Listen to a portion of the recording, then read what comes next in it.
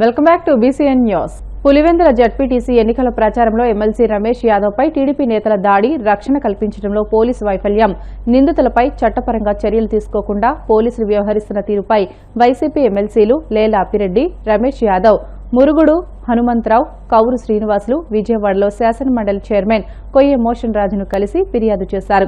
తక్షణం ఈ ఘటనలపై చర్యలు తీసుకోవాలని, ప్రజాస్వామ్యయుతంగా ఉప ఎన్నిక జరిగేలా చూడాలని, ఎమ్మెల్సీలకు రక్షణ కల్పించాలని పోలీసులను ఆదేశించాలని వారు కోరారు.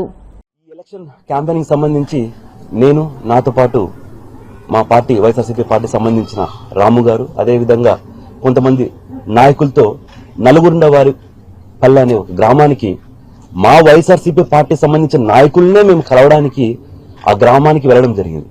అక్కడికి వెళ్లి వాళ్ళతో అంతా మాట్లాడిన తర్వాత మా పనంతా అయిపోయిన తర్వాత మేము మళ్ళీ పులివెందులకు బయలుదేరుతున్న సమయంలో కారు ఎక్కి ఒక నిమిషం అట్లా ట్రావెల్ చేస్తూనే సుమారుగా ఒక 100 నుంచి 150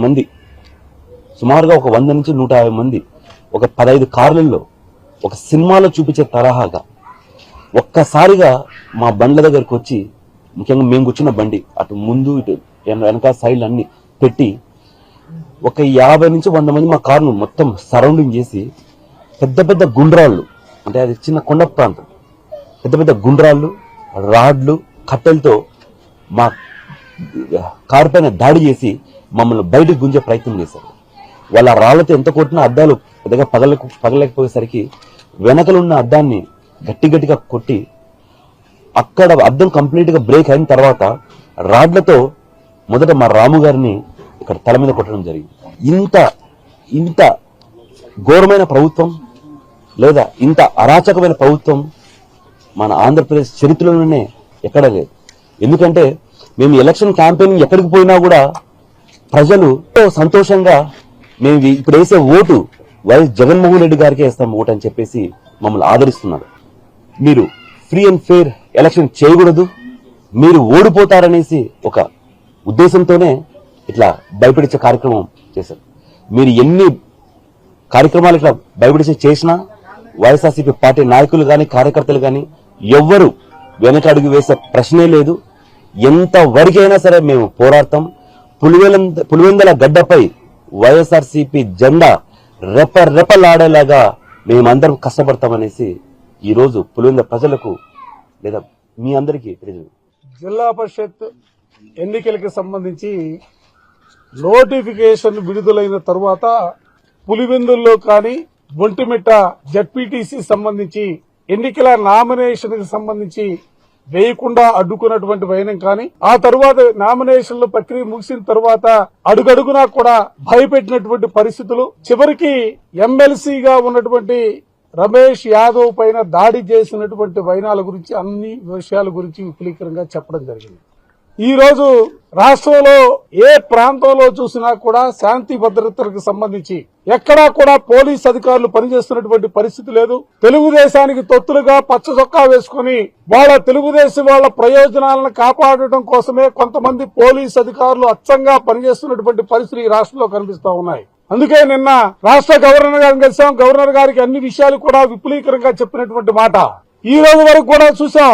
రమేష్ గారి మీద దాడి జరిగితే ఆ దాడికి సంబంధించి ముద్దాయిలను పట్టుకుంటారని, ఎవరైతే దాడి చేశారో వాళ్ళందరిపైన కూడా కేసులు పెడతారని భావించినటువంటి పరిస్థితులు ఉన్నప్పటికీ ఈ రోజు వరకు కూడా కనీసం ఎవరిని కూడా అరెస్టు చేసే పరిస్థితుల్లో, కనీసం వాళ్ళని అడ్డుకోవడానికి చేసినటువంటి ప్రయత్నాలు కూడా లేనటువంటి పరిస్థితుల్లో, ఒక శాసన మండలి సభ్యుడికే భద్రత కరువైనటువంటి పరిస్థితులు, శాసన మండలి సభ్యుడి పైన దాడి జరిగితే కనీసం రాష్ట్ర ప్రభుత్వానికి చీమ కుట్టినట్టు కూడా కనీసం చలనమైనటువంటి దౌర్భాగ్యమైనటువంటి పరిస్థితుల్లో వాళ్ళ శాసన మండలి సభ్యుడి హక్కుల్ని కాపాడమని డాక్టర్ బిఆర్ అంబేద్కర్ గారు రచించినటువంటి రాజ్యాంగంలో పొందుపరిచినటువంటి సూత్రాలకు అనుగుణంగా మా సహచర శాసన మండలి సభ్యుడు రమేష్ గారికి సంబంధించినటువంటి దాడిపైన, తరువాత జరిగినటువంటి సంఘటనలు, పోలీసు అధికారుల నిర్లిప్త పైన తప్పనిసరిగా చర్యలు తీసుకోవాలా, హక్కుల్ని కాపాడాలని పెద్దలు మురుగుడు హనుమంతరావు గారు, కౌరు శ్రీనివాస్ గారు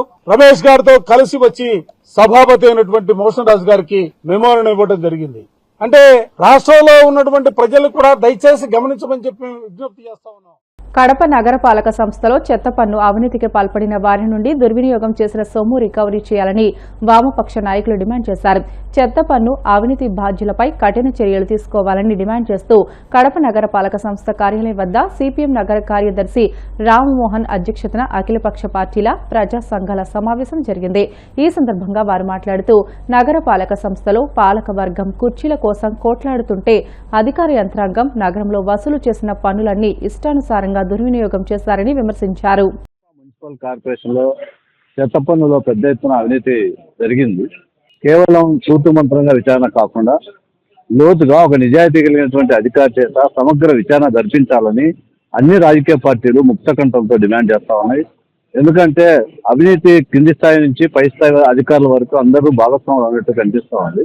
అందుకోసం దీన్ని నిగ్గు తేల్చడానికి ప్రత్యేక ఐఏఎస్ అధికారి చేత విచారణ జరపాలని మేము కోరుతా ఉన్నాం.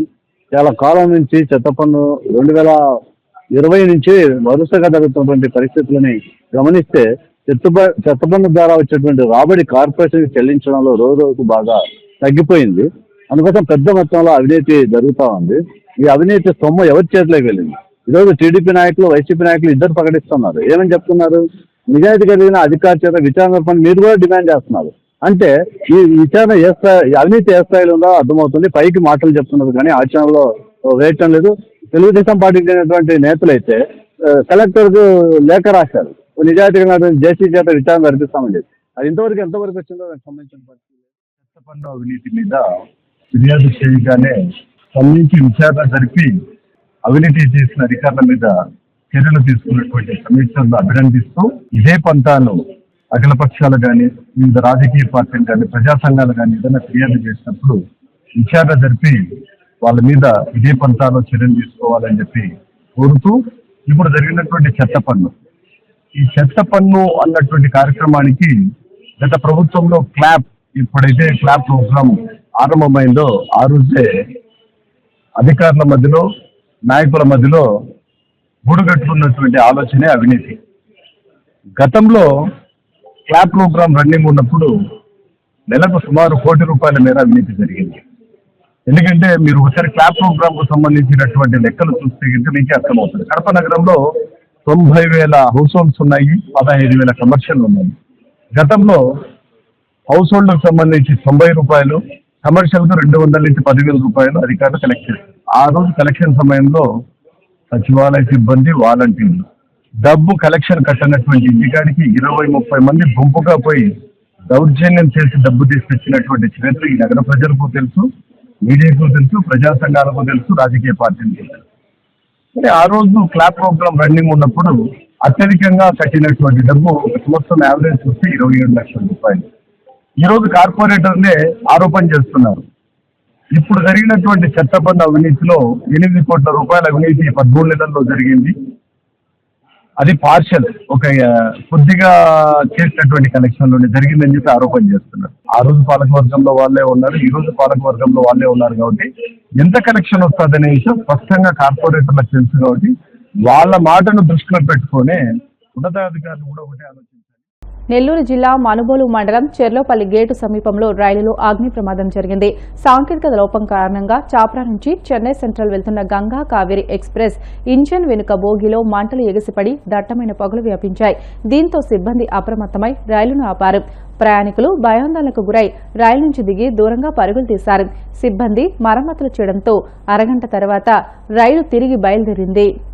గురువారం రాత్రి కురిసిన కుండపోత వర్షం సృష్టించిన బీభత్సం నుంచి తేరుకోకముందే భాగ్యనగరానికి మరో భారీ వర్షపు హెచ్చరిక జారీ అయింది. నగరంలో అతి భారీ వర్షం కురిసే అవకాశం ఉందని వాతావరణ కేంద్రం ప్రకటించింది. ఈ నేపథ్యంలో గ్రేటర్ హైదరాబాద్ మున్సిపల్ కార్పొరేషన్ యంత్రాంగం, హైడ్రా రెస్క్యూ బృందాలు పూర్తిగా అప్రమత్తమయ్యాయి. ప్రజలు అత్యవసర పనులు ఉంటే తప్ప ఇళ్ల నుంచి బయటకు రావద్దని అధికారులు తీవ్రంగా హెచ్చరిస్తున్నారు. రాత్రి కురిసిన ఆకస్మిక వర్షానికి హైదరాబాద్ నగరం అస్తవ్యస్తంగా మారిన విషయం తెలిసిందే. పలు ప్రధాన రహదారులు చెరువులను తలపించడంతో గంటల తరబడి ట్రాఫిక్ స్తంభించిపోయింది.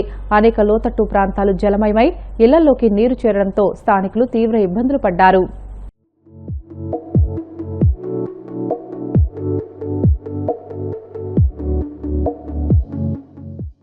వార్తలు ముగించే ముందు ముఖ్యాంశాలు మరొకసారి.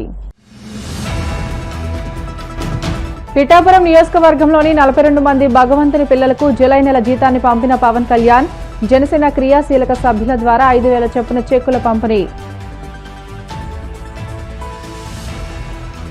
నెల్లూరు చిల్డ్రన్స్ పార్కులో నూతన ఎక్విప్మెంట్ ను ప్రారంభించిన మంత్రి నారాయణ. నగరంలో పార్కుల అభివృద్ధిని కన్సల్టెన్సీకి అప్పజెపుతామని వెల్లడి. చంద్రబాబు ప్రతి చర్యలోనూ వంచనే దాగి ఉంటుంది. మండిపడ్డ వైసీపీ మహిళా విభాగం వర్కింగ్ ప్రెసిడెంట్ ఎస్వి విజయ్ మనోహరి.